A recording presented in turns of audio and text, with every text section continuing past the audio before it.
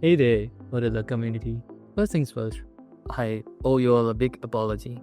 I know many of you have been eagerly waiting for the technical video series, and I'm truly sorry for the delay in getting this out to you. The truth is, we have been working behind the scenes on some major updates to Horilla itself, new features, performance improvements, and some exciting developments. I can't wait to share with you. But I realize that's no excuse for going silent on you all. So, what have we been up to? Well, let me give you a quick peek behind the curtain. We have been working on some incredible new modules, improving the user interface, enhancing performance, and most importantly, making Horilla even more developer friendly. And honestly, your patience and continued support while we have been heads down in the development has been absolutely amazing. We are going through all the comments, the appreciation that you have provided to us, and that truly mean to us. So, now here's what I'm excited to tell you. We are back and we are coming back much stronger. So, from today, we'll be starting our development series. First of all, in this video, we'll be explaining to you how you can set up your local development environment for Horilla HRMS. Before that, if you're new to Horilla, I'll just give you a quick idea of what Horilla is. So, Horilla is a completely free and open source human resource management system built using Python and Django, packed with features like recruitment management, payroll processing, performance, attendance, leave, and everything that you can ask from an HRMS system. And the great part is, it's all without any licensing fees. That is completely free of cost. So, today, we'll walk through the complete setup process step by step. So, by the end of this video, you will have Horilla running locally on your machine and be ready to start contributing to this amazing open source project. So let's get started. First, let's talk about what you'll need. Horilla works on Windows, Mac OS, and Linux. So whatever your preferred development environment is, we got you covered. In this video, but I'll be mainly focusing on the Ubuntu-based system, and we'll be providing all the commands and other things required for running this in the other systems also in the comments, in the description below. Before we start, I'll just like to have some prerequisites that you should have in your system. So basically, for the development, I do prefer that you have Python 3.10 and above. And if you wish to go with the Postgres database, please have it installed in the system, and at least a 4 GB of RAM and minimum of 2 GB of free disk space, and also JIT for your version control. While not required, I highly recommend these tools for better development experience also. An IDE, preferably Visual Studio Code or PyCharm. And if you're going with the Postgres database, I do suggest you have pgadmin installed for the database management. And for the API testing, you have preferably Postman installed. Also, a good terminal. Okay, let's start with the Python installation. I will show you how to do this on different operating systems. So, as I told you, I will be making this development video in an Ubuntu-based system. And for Mac and Windows, I will be showing the steps. I will be explaining the steps in the description where I will be providing the links and other resources required for it. So let's get started. So I'll just open up a terminal. I'll just already have it opened over here. You can use the default terminal or use any other third-party terminals also. Okay. Before we install Python, I'll just update my system to apt update. Okay, it's updated. No. Yeah, it's done. So it's here. And next, I'll upgrade all the packages to the latest version. So this would be upgrade -y. Okay, so it's already upgraded. So by default, Ubuntu comes with Python installed.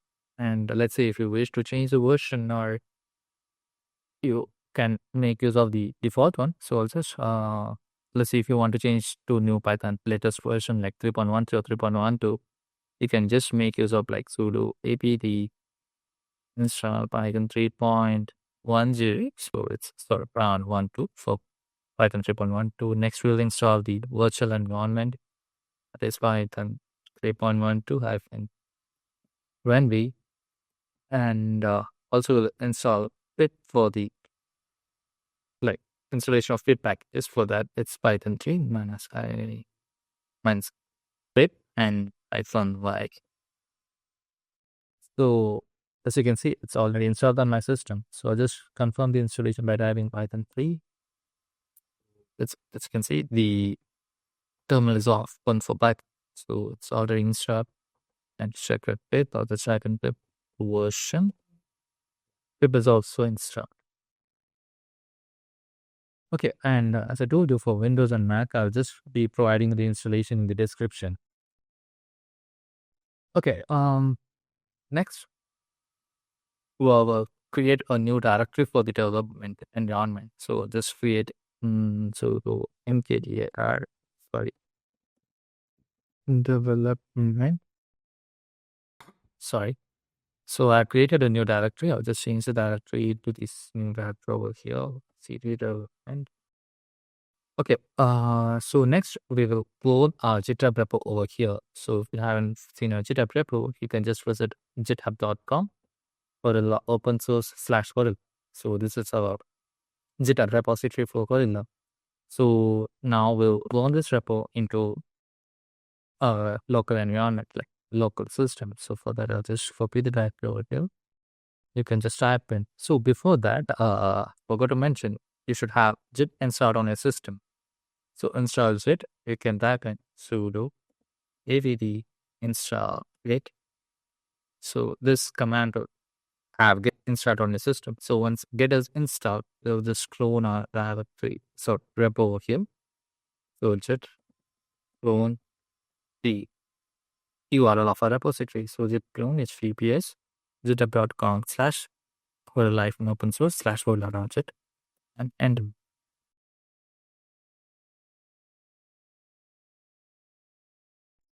Okay, so the repo is cloned over here. So just let's start directory. So you can see a new directory has been created over here. So I'll just move to this directory. See, we put it in the, and if let's start the files over here. So just give me 1 second. And let's start the files over here.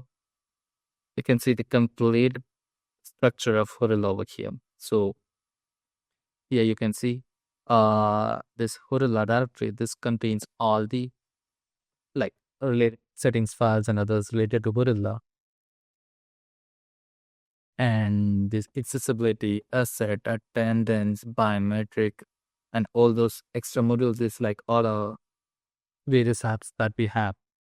Next, this requirements.txt file contains the requirements files. This is in manage.py is in Django management script. And this bulk here .env is the environment variable configuration files. Okay, now as we have this directory setup, next we'll install the virtual environment. So for that, I'll just type in sudo python 3 minus venb. Sorry, I'll just give it the name that is Horilla venb. Enter. So we can see that a new directory is created over here, which contains a like environment file. Sorry, virtual environment files. So once the virtual environment is created, we'll just activate it. So for that, I'll just type in source Horilla venb been activate. So now you can see that the virtual environment is activated over here.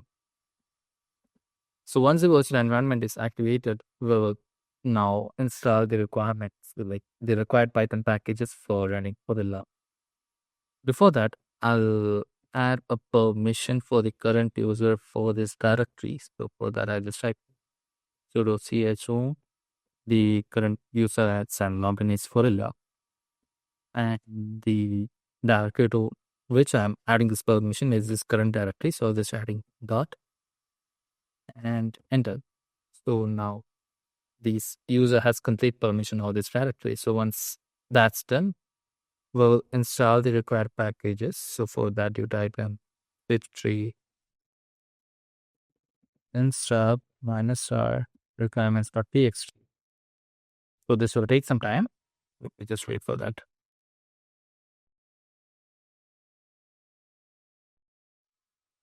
Okay, so now the requirements are installed. So just to check it, the packages are installed. Just take up the Python terms that start in code Django. Yeah. So just to confirm the packages are installed, just exit from this. Just get out away. So as for the macOS, the command remains the same, and for Windows, the activation command is a bit different, which I've added in the description. So as we have our environment activated, the requirements installed. Next, we will move with the database configuration. So by default, Horilla comes with the SQLite configuration, and for development, we do suggest you can go with the SQLite 3. And if you prefer, you can go with the Postgres also. And for the Postgres configuration, we are creating a separate video on that to how to configure Postgres database with Horilla. Currently, we're checking on with the SQLite database since we are moving with the development approach. So, first of all, we'll start with creating the migrations files, so which will be used to apply the schema into the database. So for that, type in Python manage.py, make migrations, enter. So this will create the migrations files for applying schema into the database. So you can see the migrations files has been created. So once these files has been created, we'll apply the schema into the database. So for that, type in Python 3 manage.py, hybrid. You can see now that Django is creating all the necessary database tables for the Horilla models like base, employee, accessibility, asset, attendance, etc. We'll wait for it to finish. So this will take some time. So stick with us now. Okay. It's loading. So for the initial configuration, like initial migration time, this will take some time for completing all the migrations. Yes, the migrations are completed. So once that's done, our database is ready for use. So before that, we'll also run another command, Python 3 manage.py compile messages. What this does is it compiles all the translation messages. So you already know that Horilla supports multi-line page. So to have it enabled, we just run this command. Okay, so that's also done. So the translations are also added. And perfect. So now database is also ready and the translations are also updated. Next is the moment that we have all been waiting for. Let's start off Horilla Development Server. So to start the server, we just type in Python 3 manage.py run server. So by default, Horilla will be running on the 8000 port. And let's say if you wish to use another port, you can just type in the port number also. You can type in the post and the port number. Let's say if you want to run the system on like 8010, like 8010, just type in Python 3 manage.py run server, the host name and colon the port number. If you don't specify this, by default, Horilla will be running on the port 8000. And click on enter. Yep, it's running and you can see it's been running on port 8010. So the moment of truth, let's start. Just type in localhost 8010 and enter. And yes, here it is, the Horilla login page. This is what you should be seeing if everything is set up correctly. So since this is the first time running into Horilla, running Horilla, we need to initialize the database. For that, you will be seeing two options. The first one is initialize database, or which creates a super admin and basic company structure, or you have the option for loading demo data, so which loads the sample data for testing. So if you wish to have the system for testing purpose, you can just click on load demo data, and you will be asked for the database authentication password, which you can find it at I'll just open up another terminal over here.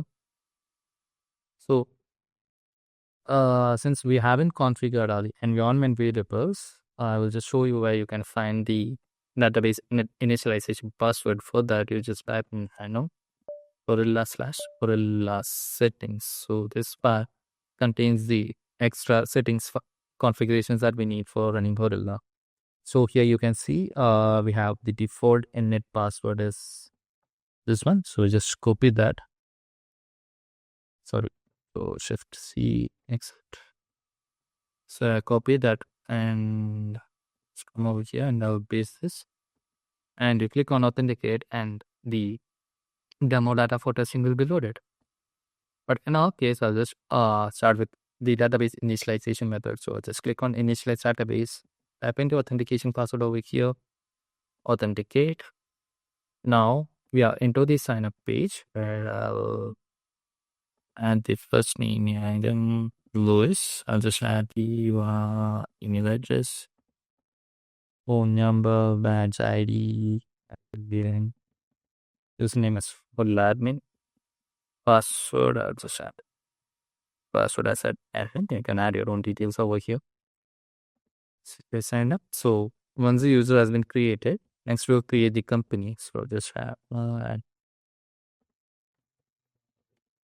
see, I added the company name, the address, the India, state is Kerala, and the city is send us for your code, and the zip code. I'll add an icon for the company. So yeah, the logo. And let's say this company over which you're creating is the headquarters. You can just enable server here. Click on next. So we have created the company. Next we'll create the departments. So I'll just create by development. To which company I'm creating this department. Save. Next I'll create marketing. We'll create another one as designers. So click on save. So we have created the department. Next I'll create a job position. I'll just create as developer. And to which all department I'm creating this job position, it will be for development and designers. Just say this. Next, I'll create another one, security. It is for marketing. So this, let's say if you have another job position, you just type in and the job position name to which department you are adding, and click on save. So just click on the current one and just go to home, and ta-da! You have your system set up and Horilla is ready for your use. Okay. So initially you'll be having this door function over here, which gives an idea of what are the things that you see in your first screen over here. Just close this. So this will be our dashboard. Here you can see the company which I created during the initial time. And if you click on my profile over here, you can see Adam Lewis, the badge that we are given over there, the phone number, the email address, etc. And if you go to settings, so there's also this store function over here. Let's close this for now. And if we click on base department, we can see the departments that we have created initially, the job positions, etc.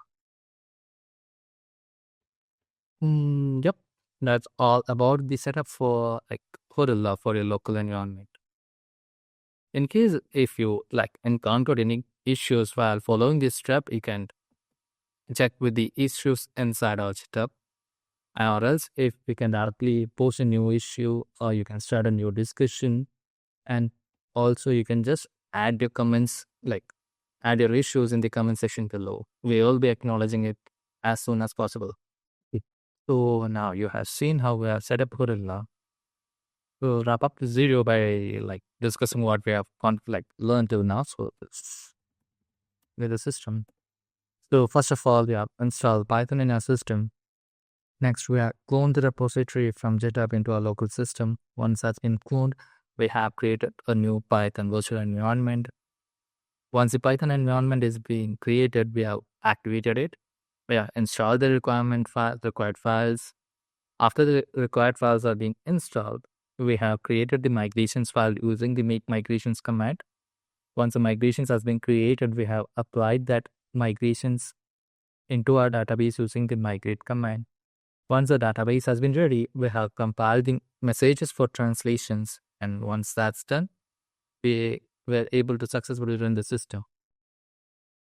In case if you find any issues or you have any kind of a question or something, please feel free to comment down below or reach out to us at support@horilla.com.